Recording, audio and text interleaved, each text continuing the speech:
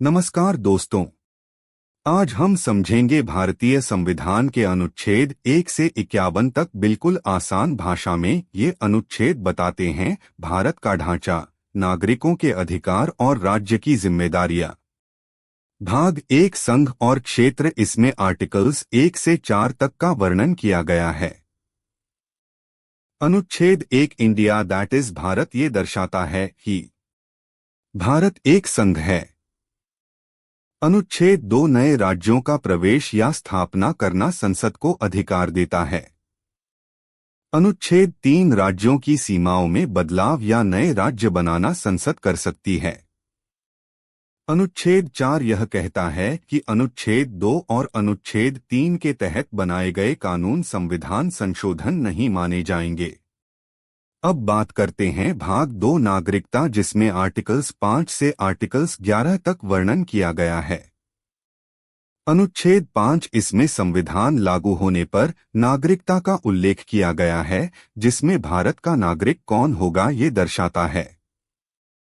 अनुच्छेद 6 पाकिस्तान से आए लोगों की नागरिकता के बारे में बताता है कि जो भारत में रहकर नागरिकता लेना चाहे उसको दर्शाता है।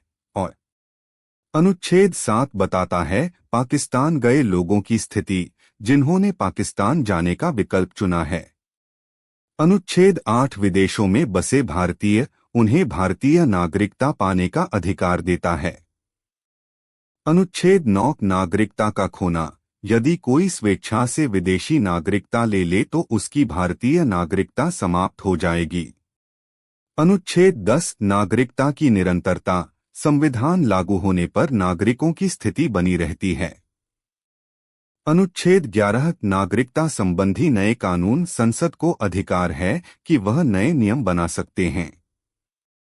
अब जानते हैं अगला भाग 3, जिसमें मौलिक अधिकार आर्टिकल्स 12 से 35 तक का वर्णन किया गया है।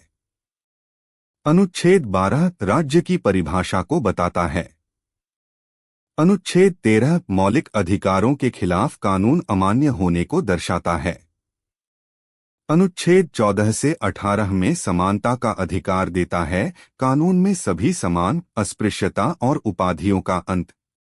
अनुच्छेद 19 से 22 में स्वतंत्रता का अधिकार देता है, जिसमें बोलने, घूमने, रहने और जीवन का अधिकार है।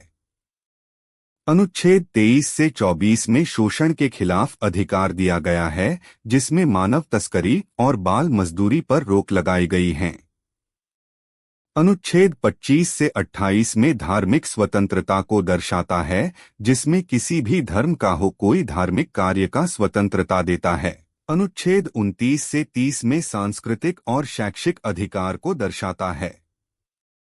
अनुच्छेद 32 में संवैधानिक उपचार का अधिकार है, अगर अधिकारों का उल्लंघन हो सीधे सुप्रीम कोर्ट जा सकते हैं। अब अगला भाग 4 राज्य के नीति निदेशक तत्व आर्टिकल्स 36 से 51 में वर्णन किया गया है।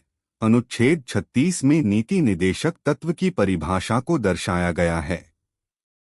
अनुच्छेद 37 में न्यायालय में लागू नहीं लेकिन शासन के लिए मार्गदर्शन को दर्शाता है।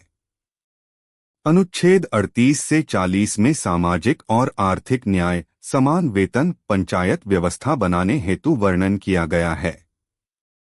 अनुच्छेद 41 से 42 में काम का अधिकार, शिक्षा और मातृत्व सुरक्षा प्रदान किए जाने की बात की गई है। अनुच्छेद 44 में समान नागरिक संहिता की बात करती हैं।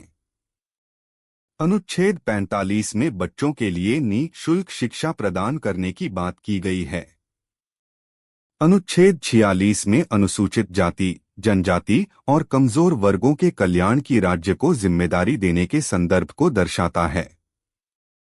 अनुच्छेद 47 में पोषण और जन स्वास्थ्य सुधारना, शराब और नशीले पदार्थों पर रोक लगाने की बात की गई है। अनुच्छेद 48 में पर्यावरण, जंगल और वन्य जीवों की सुरक्षा की बात की गई है। अनुच्छेद 50 में न्यायपालिका और कार्यपालिका का पृथक्करण की बात की है।